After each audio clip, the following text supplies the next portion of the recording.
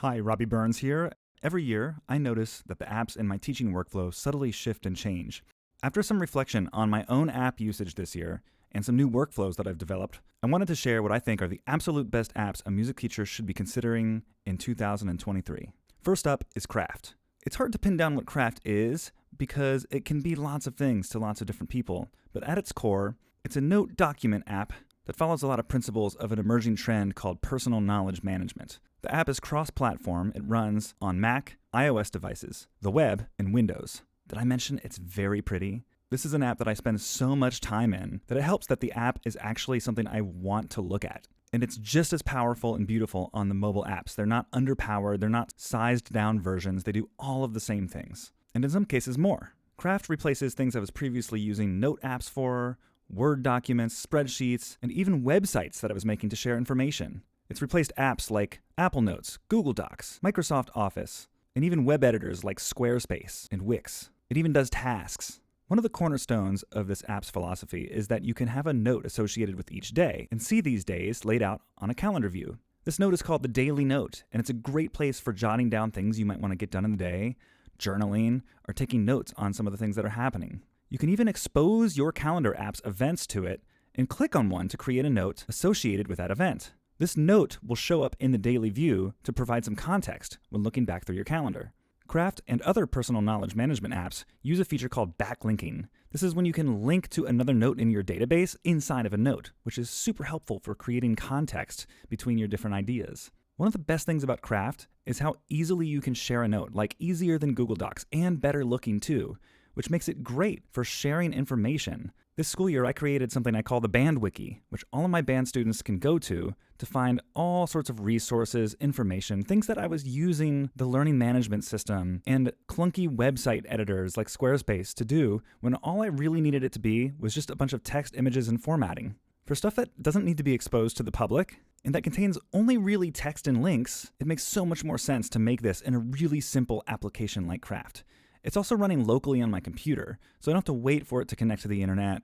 I never lose my data. It's just all there ready and waiting for me. It's so fast, so efficient, and so delightful to work with. Some examples of things I put in Craft are student notes. I can create a note based on a student and share a secret URL to them where they can come back to see what we most recently did in a lesson or in a class. Inside of this note, I can tell them what to keep working on, give them performance feedback, and even provide links out to other resources. The calendar feature I mentioned earlier is great for taking meeting notes. It's really easy to get data out of Craft, so if you take some notes and you decide later that they'd be better suited towards an app like a text editor or even a task app like OmniFocus or Things, there are great exporting features. You can develop curriculum in something like Craft. Right now, my entire music mastery sequence, which my school band students work through, is all inside of interconnected Craft pages. Here's a sequence of bassoon songs that a bassoonist at my school would work through. Every single one of these links is a link to another note inside of the same Craft database. When I click on one, it takes me to that content inside of Craft where I can immediately start editing. When a student clicks on one of these links, it takes them to that same content on the web. If I want to, I can enable comments and see how many times a page has been viewed. Craft is collaborative and you can create a shared workspace that a small group of people can all work within. It also handles tables, where it does formulas even, has great formatting options, and tons of other ways you can make the web content look great. It's just an awesome place for taking notes and having your thoughts be immediately shareable in a pretty way that's easy to digest by someone else. Craft often offers education discounts. It's free to try, but there is a paid version if you want more storage. Next up is Things by Cultured Code. It's only on Apple platforms. Again, like Craft, it's beautiful. It's going to make you want to work with your tasks. It's one of these interfaces that gets out of the way of your work and just lets you center on the things you need to do. Even when things isn't in the foreground, you can customize a keyboard shortcut that'll open this little window. And this window, no matter what you're doing on your computer, will pop up and allow you to take down a quick task. So if you're working on an email or even playing a video game and some quick reminder comes into your head, you can ensure that it is out of sight, out of mind. All added tasks go into the inbox where you can categorize them by when they're due. Things really prefers to show you things in a timeline, which is great because then you don't see a task ever again until the day that it's actually relevant to you. You can see just today, you can see an ongoing timeline of upcoming days, all with the context of the calendar events from your calendar app. The animations are buttery smooth, as are the interactions. You can organize tasks also into project-based structures with subheadings. Tasks that don't need to be in a project can be organized into different areas of life. Things has home screen widgets, lock screen widgets, one of the best Apple Watch apps I've ever seen, and support for tons of other Apple technologies, which make it feel like it's a native part of the operating system. It's pretty expensive, and I'd say its biggest downside is that you have to buy it once on every device you use it. But for me, anything is worth the peace of mind of a good task manager. Next up is Downey. This is a Mac app that downloads audio and video files from a website. Sometimes you just need to be able to manipulate something for an educational reason. A video file, an audio file, you want to maybe change the pitch, slow it down a little bit, or just otherwise use it in some kind of larger scale music project. Downey is a Mac app with a Chrome and Safari extension that downloads the audio or video content on a website, on whatever web page you're looking at, into your downloads folder. You can buy it once, or you can get it part of the SetApp subscription, which is kind of like a subscription service that gives you access to tons of Mac apps. I actually use this and I love it a lot. You've got some simple settings for what type of file it'll download as. You can save it as a video, or in my case, I have it set to always download it as an MP3, no matter what it is on the web.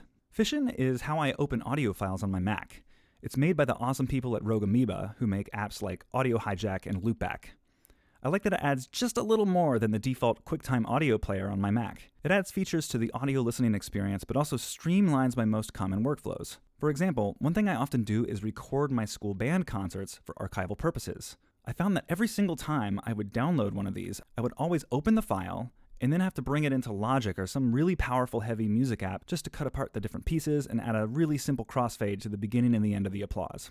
Well, Fission makes this workflow so fast. I can upload an entire recording of a concert, highlight just the selection I want to export, and then in one keystroke, export that with crossfades to another location on my computer. It's lightning fast. This app is available in a podcast pack bundle, which has some other great apps that I think music teachers would like.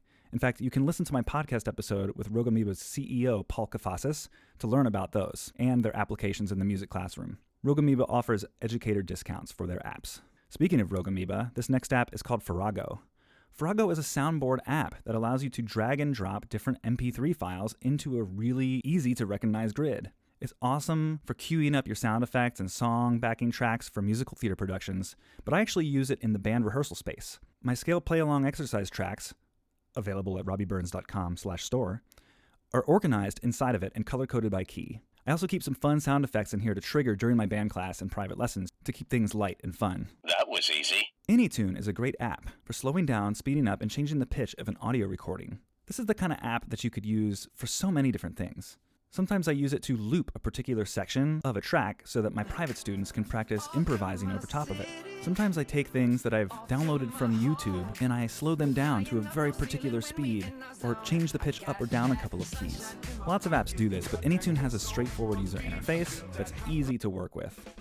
I also appreciate how they have mobile apps, which use the same design language as the Mac app, so no matter which device I'm sitting in front of, I always feel at home and like I know where the buttons are. Neural Mix Pro is another Mac app that I often use. This is an app that is able to take an audio file.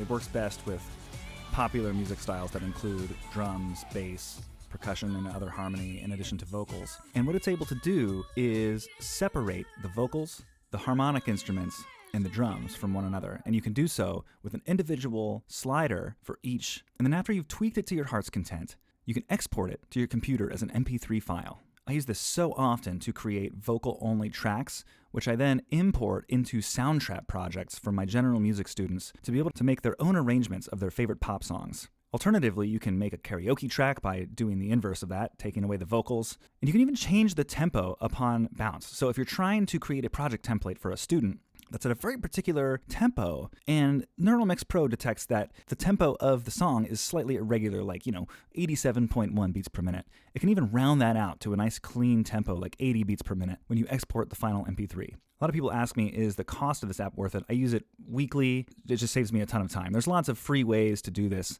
elsewhere on the internet, even apps that will do it, but I just find this to be, again, as many of the other apps in this top 10 list are, just a little bit more easy and streamlined to use. By the way, I have a YouTube video about how to make a project template for a student where they can make their own remix project based on an a cappella track that has been stripped from Neural Mix Pro in this exact fashion. Next up is FourScore. If you know one of the apps on this list, this is probably the one. It's everyone's favorite iPad app. It's one of the most important iPad apps to most musicians and teachers. It's the app that allows you to bring in your own PDF scores and parts, annotate them, read them, turn the pages with a foot switch, add metadata like composer name, difficulty level, organize into set lists, add bookmarks, you name it.